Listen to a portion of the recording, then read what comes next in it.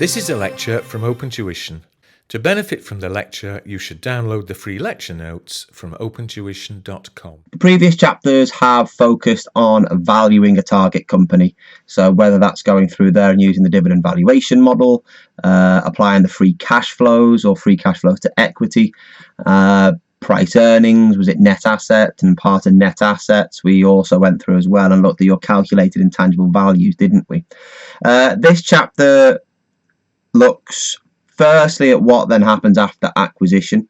So what issues can arise, how do we deal with them, what happens if we've acquired a business that has large amounts of debt, what do we do with that debt, and then also as well we start to go through there and think about if we're putting a bid in to acquire a target, so we're looking at things from a predator perspective, how do we finance or how do we structure that offer? Do we offer cash? Do we offer a share-for-share exchange? Do we offer a mixture of cash and shares? Or also is there contingent consideration, or at this level it's referred to as an earn-out agreement? So we'll need to look at each of those different scenarios. So if we look at the first bit, I suppose we're jumping around within the notes, but I just wanted to get it out of the way. It's very small, there's not a lot there. Is looking at your post-acquisition aspects. So the target entity debt. So if you bought a company, it has debt within it. There's two things that you can do. It's very simple, very straightforward, and you will go with the cheapest and more beneficial option. One is that you can repay off the debt. Okay, it's gone. That will save you the interest into the future, but you've got to have the cash available to be able to pay off that debt. So it can be done, but it's quite a cash consuming exercise.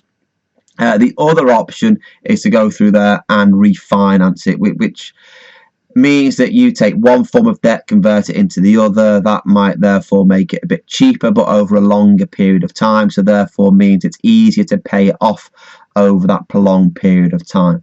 But one of the issues that you have whenever you go through there and acquire a business that has debt in is this. It's referred to as the co-insurance issue.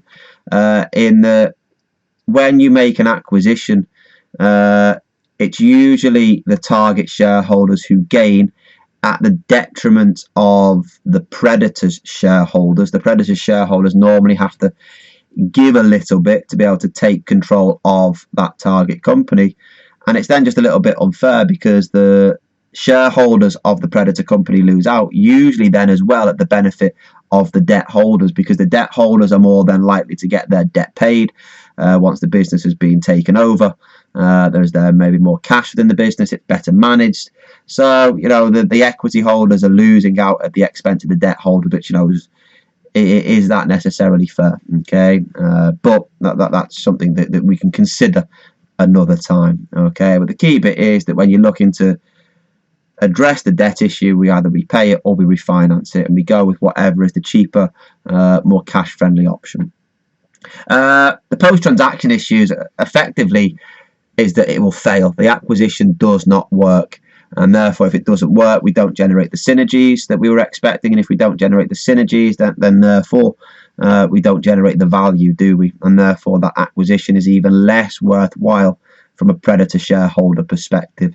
So we need to ensure from a predator shareholder perspective that the acquisition is going to work. Okay, the reasons why it would not work is there might be opposition to the takeover, and therefore that opposition might go through there and cause resentment amongst your customers. Your customers might go through there and move elsewhere. It could be there that on takeover of the predator company that the management aren't able to run that business as well as they were expecting. You know, especially if we've diversified into a non-core aspect of business, can we apply our knowledge to that non-core aspect? You would hope that we will be able to, but it might not work as well as what we were expecting. And then because of that, there are then additional costs as we need to go through and rectify any errors that are made. And if there are additional costs, that reduces the cash flow, and that therefore goes through and reduces the value of the business, doesn't it? So it's important that the integration process is managed well. So that means communicating it to the employees so that they know what the overall aims and the outcomes are, reassuring them maybe about their jobs, because obviously if there is a takeover, everybody is fearful of losing their jobs, and if they are, they might not work as efficiently as what they would be expected to, because they're thinking, well, I'm just going to go through there and take redundancy and leave. So, you know, you've really got to manage it well. Okay, if you manage it well, it will be successful. Don't forget, there are other external factors that sometimes might not be within the realms of your control. You know, if you went through and were expanding when all of a sudden there was then the global recession, then that would be quite difficult to go through there, wouldn't it? And be able to update and manage the scenario to the best of your ability. There were sorts of circumstances that were beyond your control. Okay. The collapse of the financial markets as well, then making it very difficult for businesses to raise finance. Okay, if you've just acquired an entity and then struggle to raise further finance, then that would have gone through there as well and caused post-transaction issues. There's not a set list of things that you need to learn. It's just making sure that you have an awareness of what a business needs to do to ensure that things are successful. If we just then take a step back and start thinking about how we set up the bid, okay, we can go through there. Is it with cash, shares, and earn-out arrangements? Earn-out arrangements to you and I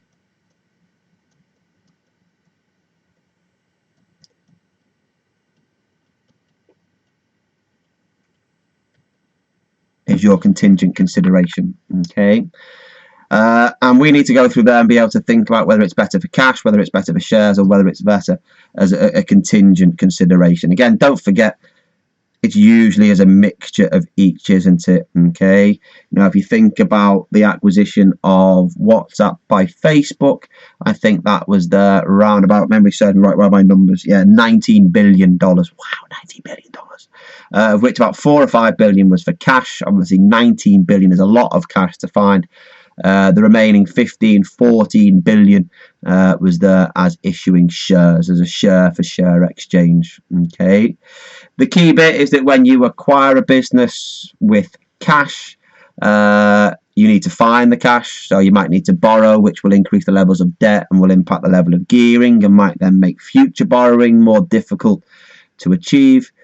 But at least you know the exact amount that you are going to pay. If we think about cash and shares, the share price then may change, and that then may change the overall value of the acquisition. Okay, so from a target perspective, the shares are good because you still have an involvement within the business, but it will change the value of the offer. Okay, with cash, it's a certain sum.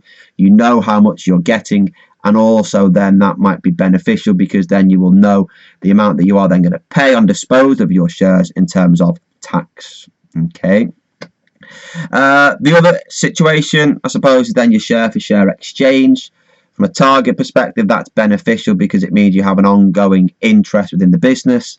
I think the major shareholder of WhatsApp was then appointed to the board of directors of Facebook. Okay, and with the shares, they also had a vested interest. However, just be careful with the share for share exchange. Depending upon how the shares are issued, you need to be careful you don't set it up so that you ultimately lose control. There could be the situation where it's done deliberately in the form of a reverse takeover, but that's beyond the syllabus at this point in time. But the key bit, obviously, with a share for share exchange, there's no cash that is raised from the predator perspective. Okay, raised. There's no cash from the target's perspective that they receive. They just receive a share in exchange for their old share.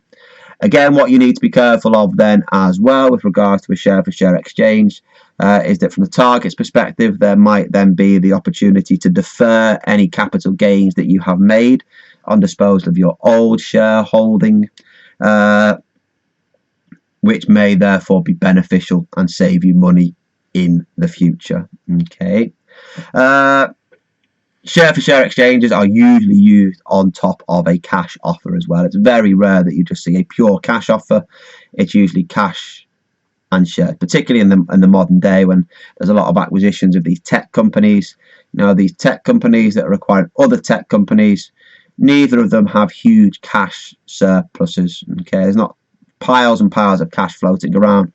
So to be able to make the acquisition, they use some cash that they can get from the business or via borrowing, and then issue shares in their business in exchange for shares in the predator business or in the target business. Okay, and then what you've got is it there your earn-out arrangements.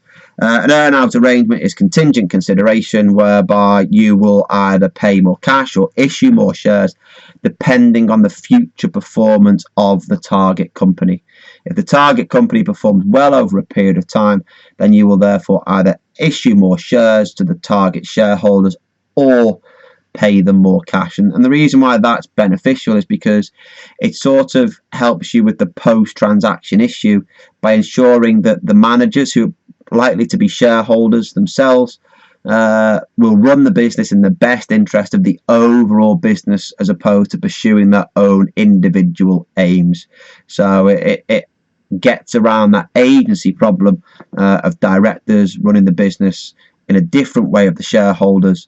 Because the directors own some shares, they want to make sure that everything works and therefore will run the business in an appropriate manner that ensures that the business is successful. Okay, there you go. There isn't a huge amount to it, and I will leave you to have a read of the textbook, play around with the questions, and if you've got any questions, feel free to ask on the forum.